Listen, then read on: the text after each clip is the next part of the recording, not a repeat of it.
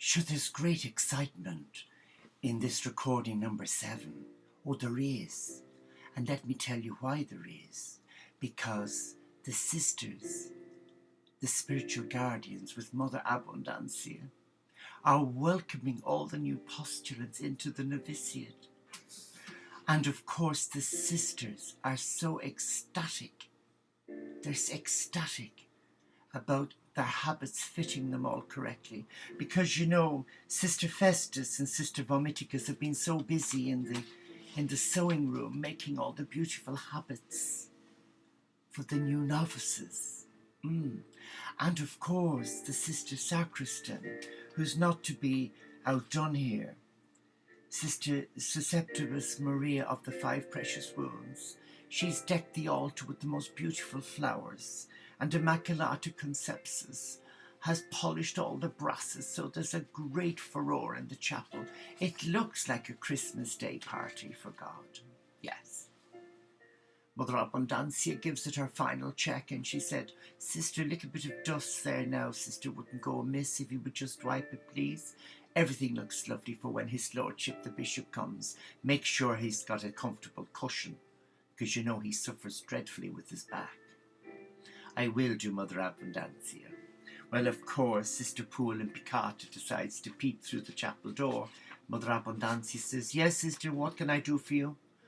I'm just wanting to come in to pray. You know that prayer is out of bounds in the chapel today, Sister. You pray in the cellar with the rest of us. Is that all right, Sister?" "Yes," she said, Mother Abundancia. She runs down the stairs, 90 miles an hour, ladders her stockings, and she gets into the cellar room and she said, "Guess what? The chapel's like a fairy grotto." They're all excited because some of them are trying on their habits for the first time. Some of them need a few minor alterations, of course, especially Sister Elcianata, because it's a bit too tight on the chest. So Sister Marguerite has to get the scissors and cut the blessed thing to put in a patch, but she won't see it because the scapular's going to go over it. But anyway, they all look lovely. And nobody sleeps a wink that night in bed. There's tossing and turning in the dormitory. There's supposed to be a grand silence from 9 o'clock to 9 the following morning after breakfast. But the giggling and the laughing and the joking, and you'll never guess what Sister Damien of Toledo is doing. She gets her hand and she cups it under her arm and she starts squeezing it, making the most awful noises. So Sister Marguerite said, "What sort of noises?" She said, "Like somebody's farting." "Oh, Sister, Holy Mother of God, that's not the sort of talk for novices." "Oh, but Sister, you should sneak in and listen to it." So she did, when all the lights went out. So Sister Marguerite sits by the door and listens and waits and waits, and then it starts.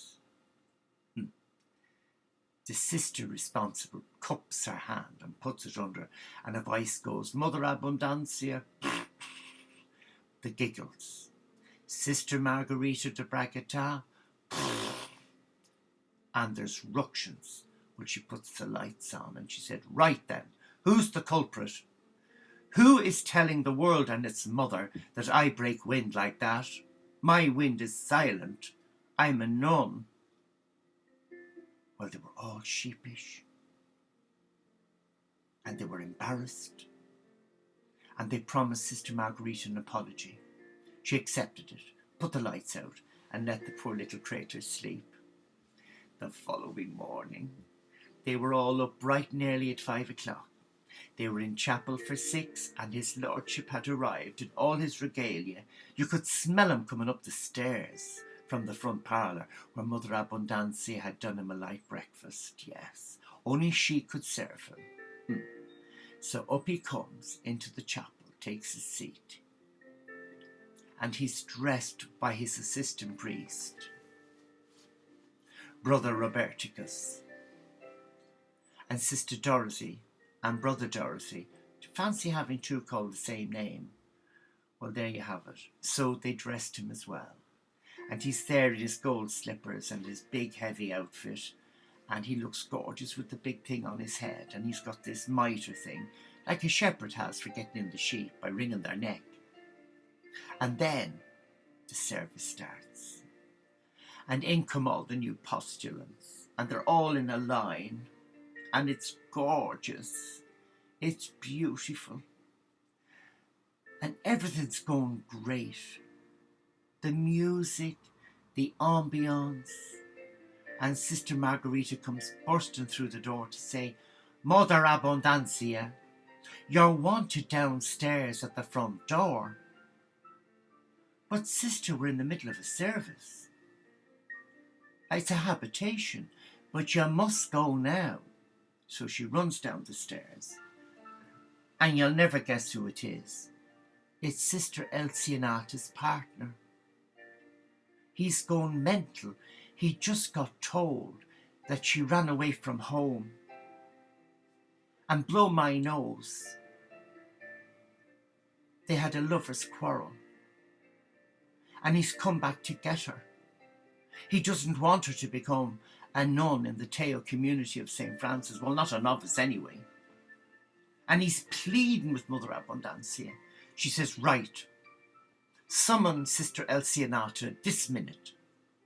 So Sister Marguerite goes upstairs and she goes up the line and she says to her, Elcianata, you're wanted downstairs by Mother Abundancia right now. Oh, I wonder what.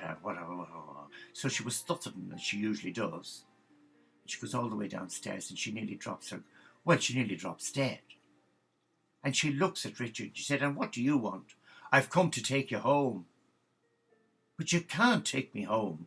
I'm becoming a novice today, over my dead body. You promised that you would live with me faithfully, even though it was over the brush. Mother Abundancia's going, stop it, I don't want to hear any more. So she takes them into the parlour and she said, now this is ridiculous. I'm going to ask you, Elcianata, is this what you want, to go back with him and live over the brush? Or do you want to do something decent with your life? So she went sheepish. Well, me heart's torn, Mother. I'll stay if he joins as well. Well, what do you want to do, Richard? Well, if she won't come home, then she forces me into becoming a member of the Teo community. But I'm not changing me name. That's grand. Mission accomplished. Now get back up them stairs, Elcianata, and I'll sort out Richard later. Richard, I'll see you later after Mass. And we'll sort out your training programme. But for now, just keep your mouth shut and enjoy the service. Oh, the incense was lit, the charcoal. The bishop's got the purest grains of frankincense and he's wafting it.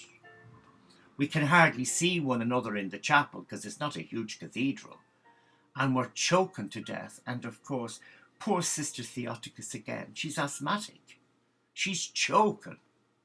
So somebody lifts up their frock and gets their best hanky from the leg of her drawers and gives it to her to cover her face. She was fine. And then, the bishop, having done all the preparatory stuff, he says, Mother Abundancia, I shall receive the new novices now at the offertory. Will you please ensure they're ready? Yes, my Lord Bishop, I will do that for you. It's the least I can do, you coming from your sick bed at such short notice. So Sister Philibellintius decides to help Mother get all the habits ready with Sister Immaculata Concepcionis. And of course Sister Brother Thomasita is there helping as well with the finishing fitting. So the bishop looks at each of the new candidates and he says, I welcome you into the Teo community as novices. And you, sister, can I have your name card? Elcianata of West Yorkshire. Beautiful. You are now Sister Bum. Sister Desiodora of Spain. Oh my God. Sister Teo community. You're done. Card Sister Septus of Florence. Jesus, you're done. Vomiticus Maria. Oh my God. You're done. Germanicus of Malta. Welcome, sister. You're done. Eri Giusepius. My Jesus. You're done. Jacinta of Limerick. Welcome, sister. Great to have an Irish woman. Sister Poo Olympicata. Oh, Holy Mother of God. You're done. Sister Polyarthriticus, you're done. Truberticus of Sligo, Jesus, Mary and Joseph, you're done. Damien of Toledo, you're done. De Profundus of Sicily, you're done. And the poor bishop collapses. And Mother Abundancia shouting, water, doctor, is there a nurse in the house? And then, of course, Brother Jude turns up and gives him smelling salts. He stands up and he has to sit down. And he said, Mother Abundancia, where in God's name did you find these women? Their names are a disgrace to the church. A disgrace. I shan't be coming here again. It's been a nightmare.